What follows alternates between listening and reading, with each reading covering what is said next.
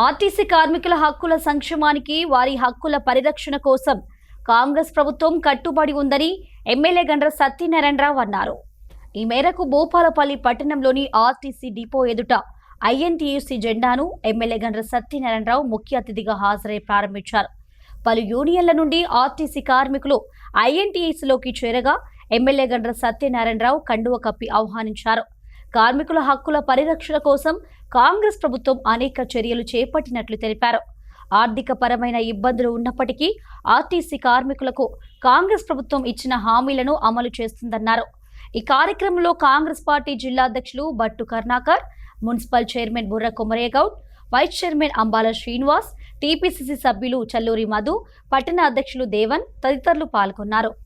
Bhupalpally RTC డిపోలో ఈరోజు INTUC కార్మిక సోదరులు, ఆర్టీసీ కార్మిక సోదరులు జెండా ఆవిష్కరణ సందర్భంగా ఈరోజు వివిధ యూనియన్లో ఉండి జాతీయ స్థాయిలో సంజీవరెడ్డి గారి నాయకత్వంలో ఐఎన్టీసీని ఎంతో బలోపేతం చేసి కాంగ్రెస్ పార్టీ స్వతంత్రం పోరాటం కొరకు పనిచేసినటువంటి పార్టీ స్వతంత్రం వచ్చిన తర్వాత ఈరోజు భారతదేశంలో పార్లమెంట్లో కార్మిక చట్టాలు తెచ్చి కార్మికులకు హక్కులు కల్పించి కార్మికులను బలోపేతం చేసి కార్మికులు కూడా 8 గంటలే పనిచేసే విధంగా ఈరోజు చట్టాలను తీసుకొచ్చినటువంటి పార్టీ కాంగ్రెస్ పార్టీని సందర్భంగా నేను తెలియజేస్తున్నాం. ఈరోజు నెహ్రూ ప్రధానమంత్రిగా ఉన్న సమయంలో డాక్టర్ బాబాసాహెబ్ అంబేద్కర్ గారు కార్మిక శాఖ మంత్రిగా కార్మిక చట్టాలను రూపొందించి కార్మికులను బలోపేతం చేయడమే కాకుండా వారి హక్కులను కూడా కాలరాయకుండా అమలు చేస్తున్నటువంటి తీరును మనం గత 70 సంవత్సరాల నుంచి చూడవలసినటువంటి అవసరం ఉంది. కార్మికులతో గత ప్రభుత్వం ఈరోజు వాడుకొని వాళ్ళ యొక్క హక్కులను కాపాడకుండా మాటల వరకే పరిమితమైనటువంటి సందర్భాలు ఉన్నాయి.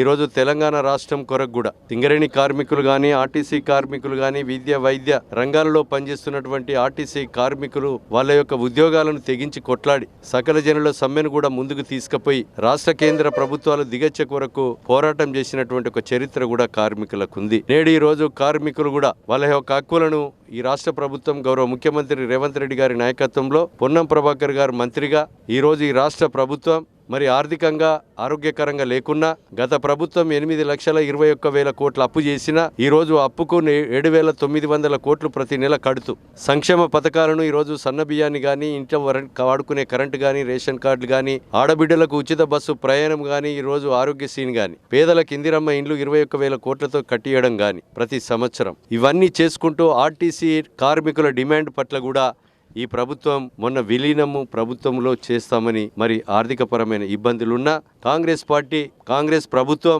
ఏ మాట అయితే చెప్పిందో ఆ మాట అమలు చేయాలనేటువంటి ఒక చిత్తశుద్ధితో ఈరోజు ఆర్టీసీని లాభాల్లో మరి లాసులో ఉన్నటువంటి ఆర్టీసీని లాభాల్లోకి తీసుకురావడం కార్మికుల యొక్క చెమటని ఈ సందర్భంగా నేను గుర్తు చేస్తూ మరి కార్మికులు ఏ మాట అయితే ఈ ప్రభుత్వం చెప్పిందో ముఖ్యమంత్రి గారు ఆ మాటను రాబోయేటువంటి రోజుల్లో ప్రభుత్వంలో విలీనం చేసి ప్రభుత్వ ఉద్యోగులుగా హక్కులను కాపాడడం వాళ్ళ యొక్క మీ యొక్క కార్మికుల హక్కులను కాపాడమే కాకుండా రాబోయేటువంటి రోజుల్లో కూడా చెప్పిన మాటను అమలు చేసేటువంటి రీతిలో ఈ ప్రభుత్వం చిత్తశుద్ధితో పనిచేయడం జరుగుతుందని మీకు ఈ సందర్భంగా నేను తెలియజేస్తూ సంజీవరెడ్డి గారు ఒక న్యాయపరంగా నీతిగా అవినీతికి తావు లేకుండా పనిచేయడమే లక్ష్యంగా ఎంచుకోవడం జరుగుతుంది. మేము కూడా మీ శాసనసభ్యునిగా ఈ భూపాలపల్లి డిపోలో కార్మికులందరూ కూడా ఈరోజు ఐఎన్టీసీలో చేరండి.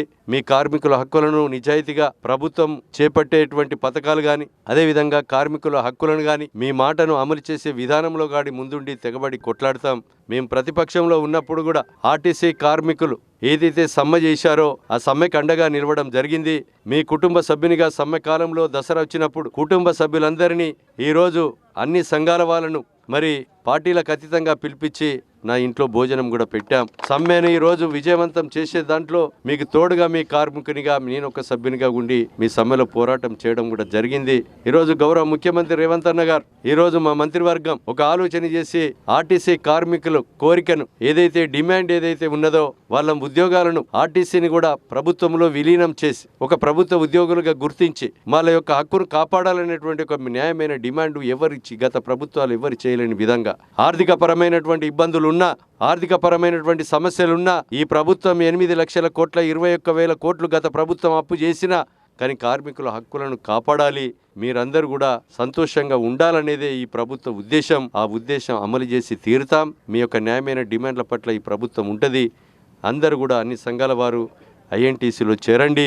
సంజీవరెడ్డి నాయకత్వంలో ఈరోజు రాహుల్ గాంధీ, ఈరోజు ఈ దేశం కొరకు మరి మన్మోహన్ సింగ్ గాని, రాహుల్ గాంధీ గాని, ఇందిరాగాంధీ, రాజీవ్ గాంధీ ఈ దేశం కొరకు ప్రాణాలు చేసినటువంటి ఒక కుటుంబంగా మరి ఈ భారతదేశ స్వతంత్ర పోరాటంలో గాంధీ తాతతో కొట్లాడి 12 సంవత్సరాలు జైలు జీవితం అనుభవించినటువంటి నెహ్రూ మరి అనుభవించి స్వతంత్రం తెచ్చిన తర్వాత మరి కార్మిక చట్టాలు చేసినటువంటి ఒక వ్యక్తిగా, పార్టీగా ఈరోజు ఈ ప్రభుత్వంలో రాష్ట్రంలో ఉన్నటువంటి ముఖ్యమంత్రి రేవంత్ రెడ్డి గారు వారి ఆశయాలను అమలు చేస్తూ కార్మికుల యొక్క కోరికలను కూడా అమలు చేసేటువంటి విధానంలో విలీనం చేస్తాం. కార్మికులు ఎవరు కూడా తొందరపడకూడదు అనేటువంటి ఒక ఆలోచనతో మంచి సంకేతాలు ఇవ్వడం జరిగింది. మీరందరూ కూడా కాంగ్రెస్ పార్టీని, కాంగ్రెస్ ప్రభుత్వాన్ని, గౌరవ ముఖ్యమంత్రి రేవంత్ రెడ్డి గారి నాయకత్వాన్ని, సంజీవరెడ్డి గారి నాయకత్వాన్ని బలపరుస్తూ ఈరోజు ఐఎన్టీసీలో చేరి మీరు యొక్క కార్మికుల కుటుంబాలను ఈ ప్రాంత అభివృద్ధి కొరకు మీరు భాగస్వాములు కాండని ఐఎన్టీసీలో చేరినటువంటి కార్మికులందరికీ కూడా మరి ఆర్టీసీ కార్మిక సోదరులందరికీ కూడా మనస్ఫూర్తిగా హృదయపూర్వకంగా స్వాగతం తెలియజేస్తూ వారందరికీ కూడా ధన్యవాదాలు తెలియజేస్తున్నాను.